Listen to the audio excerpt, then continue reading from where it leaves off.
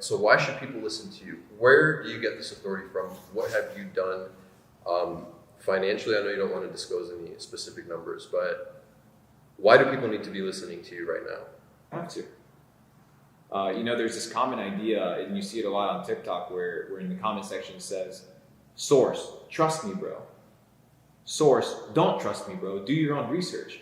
I just happen to be one more stepping stone in your pursuit of truth. I'm just one guy here that has an opinion, and all you have to look is at the results, right? So you look at the end product and you ask yourself, do I want to resemble the end product? And if the answer is yes, then you follow along those steps. And you can pick and choose from different people. Like I learned from you, you learned from me. And Luke Belmar is just one other guy that's figuring it out in the journey, and hopefully there's some value to extract from that. So you've already started building your audience really quick. So what do you think people are looking up to you for? Why do you think people are following you and listening to you? If you're telling them, hey, do your own. I think I have receipts, bro. I have receipts of how I've operated in the business space. I think I have receipts as to how I conduct my life. I have receipts in my reputation, and I think your reputation precedes you. And I think people listen, and the reason they listen is because they resonate. And we were talking about it yesterday, which is, what do they resonate? They resonate with truth. They don't resonate with Luke Belmar. Luke Belmar is just a vehicle for that message, right? So they resonate with truth. You don't resonate with what Luke Belmar is saying because it's Luke Belmar that's saying it. It's because somewhere deep down inside of you, you actualize that truth, and the other person is validating, like, damn, I'm not alone on this journey. Like somebody else sees the same thing that I'm seeing. Mm-hmm. So I'm just a validator to people that are on their journey, and try to be an encouragement in the process. Okay. So in terms of money, and I know we talked about this, have you made over $1 million? Will you say yes or no? My max has been $7 million in a day. You've made $7 million in a day? $7 million in a day. Yeah. And my best trade was Luna, when I shorted 50 grand Luna, and I made $2.9 million in 5 days. 2.9 million in 5 days. And I cashed out. And I fucked up on it because I was telling the boys at dinner that I cashed out when it was like $1 or something, or $2, because I assumed it was going to bounce back up, but it literally went to zero. But that would have been like a $60 million cash out had I wrote it down to the bottom. So it's crazy. Have you had some pretty big losses with trades too? Yeah, my biggest loss was $3.6 million in 2 weeks. Wow, yeah, that's insane. So does the missed opportunity of making $60 million on a trade because you closed it too soon hurt worse than the loss of $3 million? No, because it's just a stepping stone in the process. It's just money. I have enough money. Does that weigh on your conscience, like a trade that big? No, because it's just money. Like, what am I going to go buy a bigger house? Am I going to go do? No, I'll make tens of billions of dollars in my career. So it's just another stepping stone. If I'm trying to do $1 billion deals and I'm scared of a $3 million loss, people are playing too small.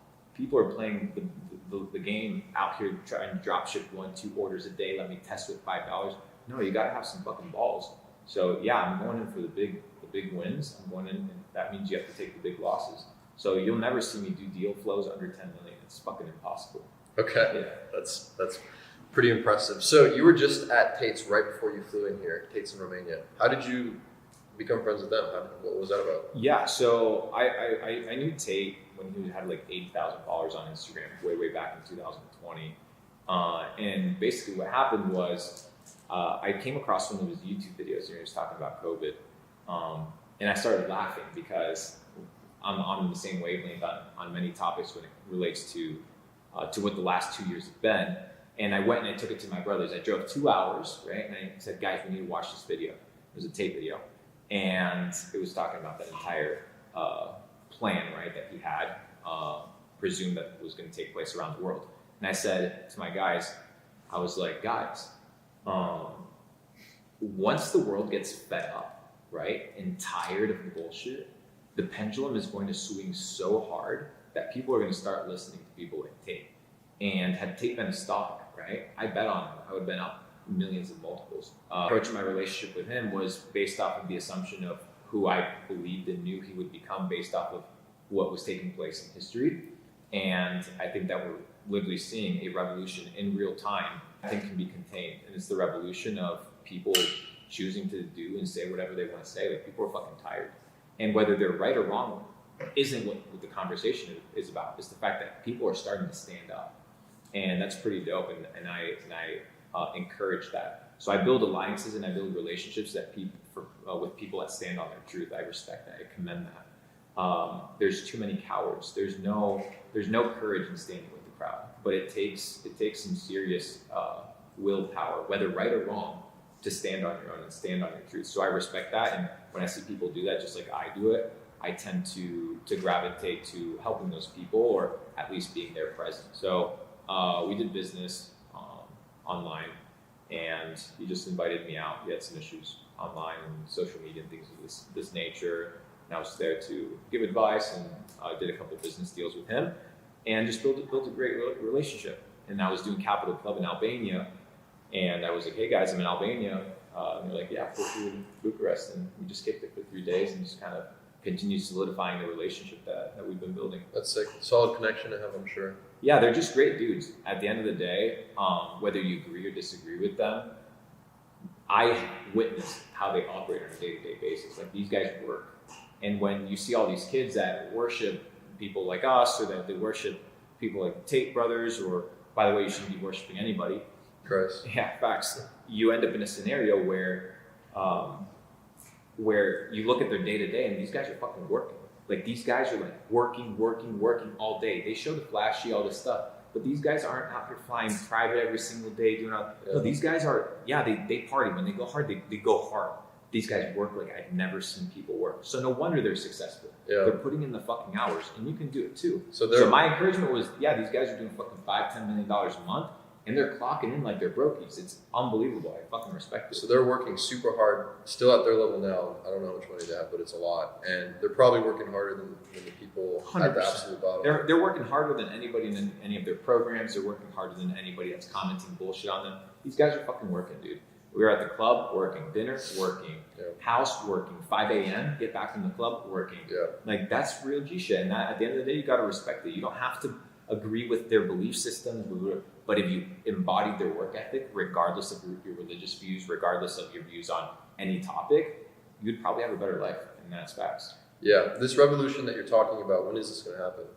It's underway. It's this idea. It's the pendulum swing. Mm-hmm. It's the pendulum swing of dependency to autonomy, and it's going to be a big fight, because it's a fight against everything that you've been told and taught your entire life. When you were born, you were given a creed, a religion, a name, a political affiliation, a color. You were given a title. You were given a language. Nothing about you is original. Everything has been given to you. So this idea of pursuit and chase of autonomy is trying to figure out, who do you want to be, not who are you, right? You know who you are. The question is, do you want to become somebody different based off of the results that all these identities have yielded for you? And most of people have all these tags and these identities and this baggage, and their outcome of life is shit, right? So if I want to embody different things, I need to figure out, who do I want to become? What principles do I want to embody? You know, I used to be this idea of like being a patriot, right? Well, what is a patriot, right? You would define patriotism differently than I would. So it's just the word, because people rally behind symbols, and the symbol that we're rallying behind is the idea of Capital Club, which is to build the largest decentralized entrepreneurial network in the world. And what does that mean? It's just a network, it's a club for people like you and me to elevate. And the reason I had the epiphany about kind of this conquest is that you can't do shit by yourself. You can't do anything by yourself. This idea of being a lone wolf doesn't work. The lone wolf has either been abandoned by his pack, or his pack has been killed, right? The wolf doesn't go by himself. So people have been taught, indoctrinated, and isolated their entire life. From the moment you're born, first grade, you're supposed to go home after you clock out of school. Keyword, clock out of school. You hop in the public transport, you go back to your home, you eat your bullshit Cheerios. You go, as a little kid, 6 years old, you go, you close the room to your door, and you solve problems by yourself. Do you think billionaires, the kids of billionaires, are out here solving problems by themselves? They're out here taking public transport, that the way that they operate is the same way that peasants do? No. They're operating clans, groups, societies, organizations. And since I realized that I couldn't get into the club, I'm building my own. And I am in the pursuit of developing myself, and hopefully my life is of inspiration to people, and that we rally together to pursue our fullest potential together. And I think that an army of one is just as bad as an army of none, You can't do it alone. You have to do it together.